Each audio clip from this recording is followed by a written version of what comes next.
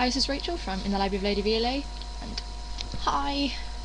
I've totally failed at making a video at all for like the last 2 months or so, which I apologise for, and I'm going to try and do better in 2012.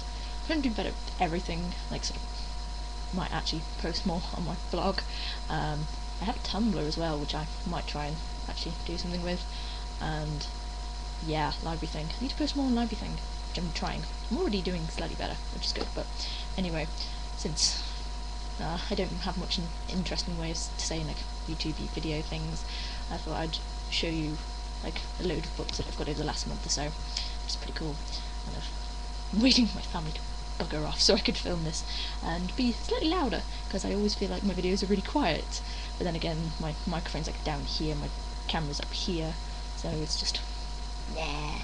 But anyway, some of these books I got for Christmas, and the rest I've bought since then.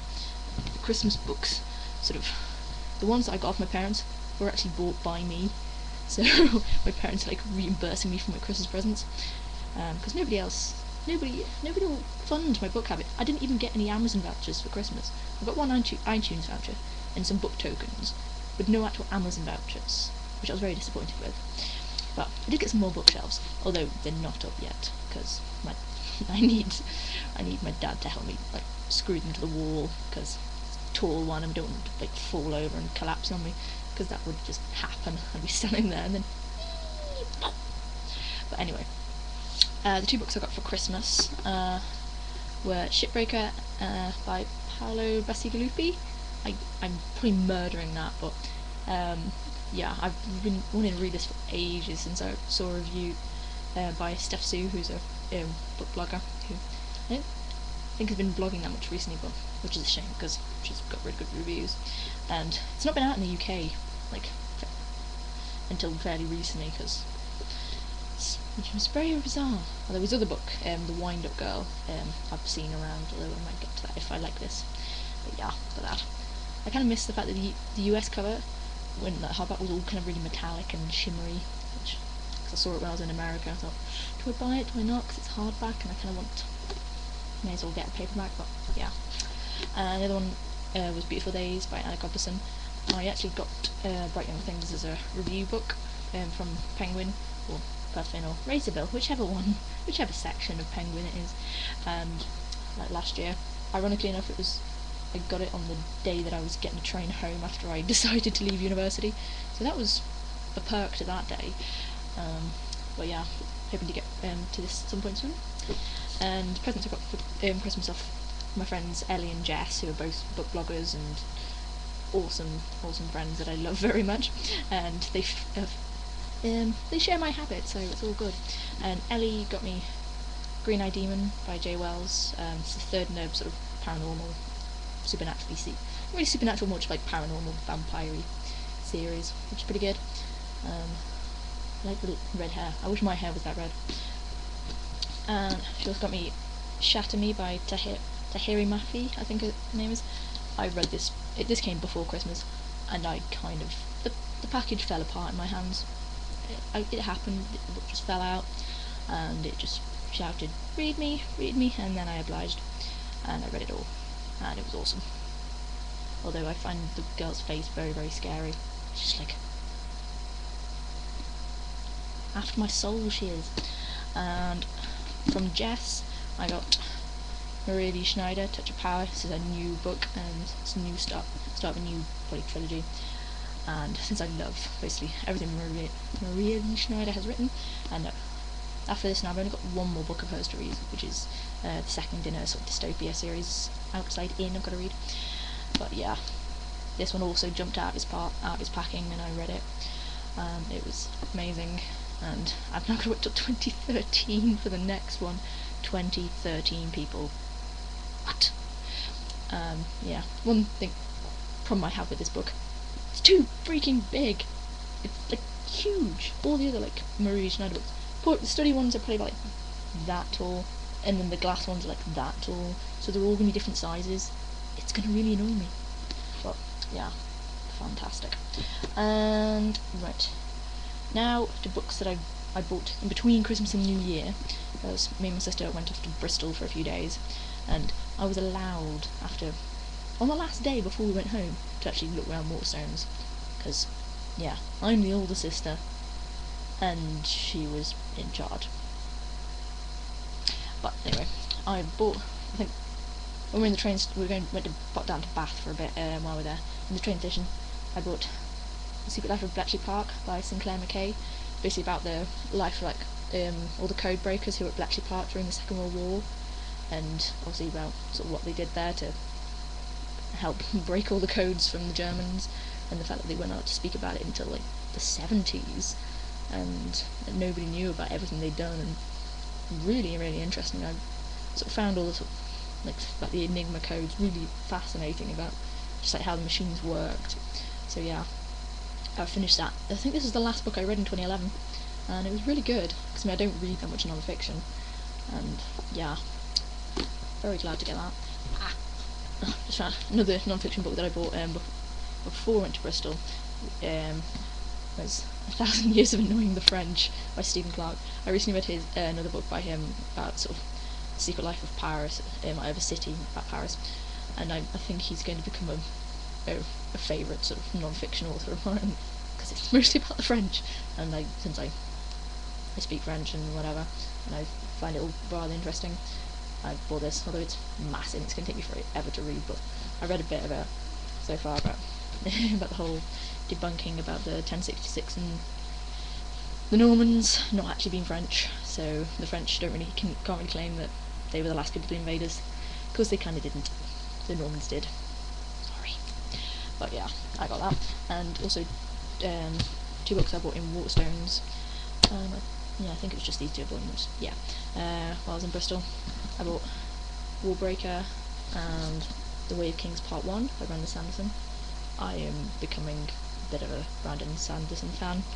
I stayed until 10 to 4 on Friday morning reading this, and I was knackered all day at work, like I didn't care, because this was amazing, and just basically every different sort of fantasy book that he's written is all different. It's a different world, it's different sort of like magic systems, and all the characters are really interesting. He writes really good female characters as well, for considering how some male fantasy authors, the females sometimes are just not good, but I really like sort of the female characters in his books.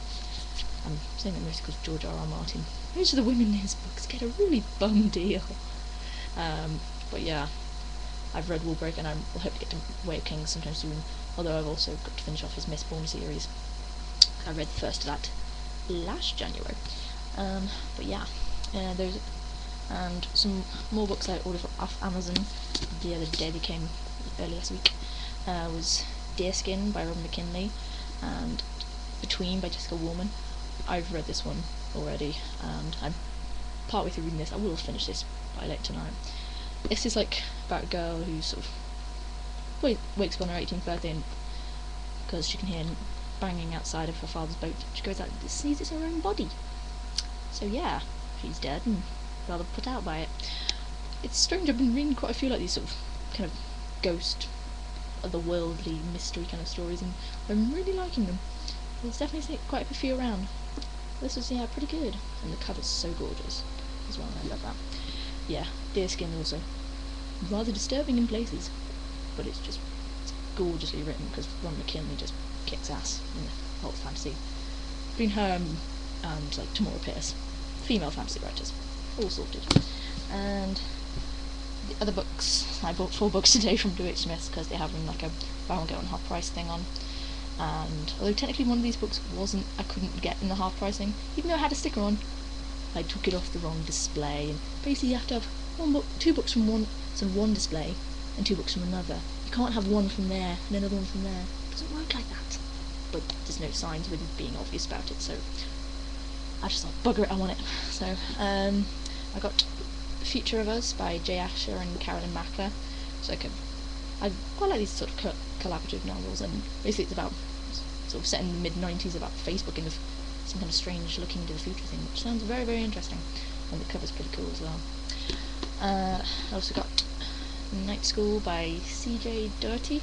I saw this when I was in Bristol, and I was like, looks interesting.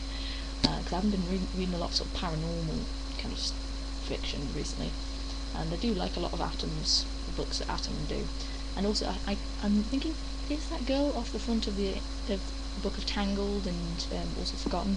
Because it looks like her. But yeah, saw that and thought, get that. And I also got Fated by Sarah Alderson. I recently read Hunting Lila by her and really quite enjoyed this, and this seems like another sort of paranormal kind of one as well, about demon trappers and stuff. So yeah, the last one I got was Fracture by Megan Miranda.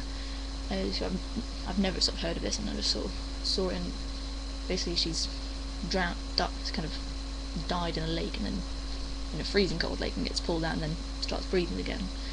And it's another kind of near-death sort of mystery type book, yeah, which sounds very interesting. It's quite little, very little. So yeah, I got that today.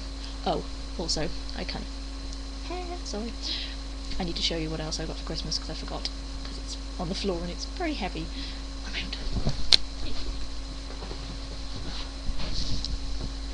This is very heavy and so amazing. I basically saw this kind of book-related thing advertised when I was in the cinema, and my sister was going, buy me that for Christmas. And they kind of did. Oh my god! It's the signature edition Harry Potter books in hardcover, and they're so pretty and heavy. Oh my god. Hold on, I need to try and get some of them out. Wonderful, let's get Phoenix out. Let's try. Jesus Christ. Oh, look at it. So pretty. They smell all new and booky. But yeah, they've got like little ribbon, like bookmark things as well. And they're so gorgeous. It's got the picture of 12 Grimmauld Place on the back. I've been getting worried that I'm going to destroy my Harry Potter books, because all of them bar Philosopher's Stone are hardbacks, and I've lost the dust covers for Prisoner of Azkaban and Goblet of Fire, and 2 pages kind of fall out of Chamber of Secrets. So I thought I'd better get a nice pretty edition to read, and so I'd stop knackering my old ones, because they're like 17 years old, not 17 years old, about 12 years old. Some of them are anyway, at least Philosopher's Stone is. But yeah, so happy to get that. Yeah, I think this is getting very long, because there's a lot more books than I anticipated. So yeah, I'll hopefully make another video soon, because it's been a while and I kind of miss it, because I get to rant slightly at the camera and look like a mug. But anyway, I'll hopefully speak to people soon.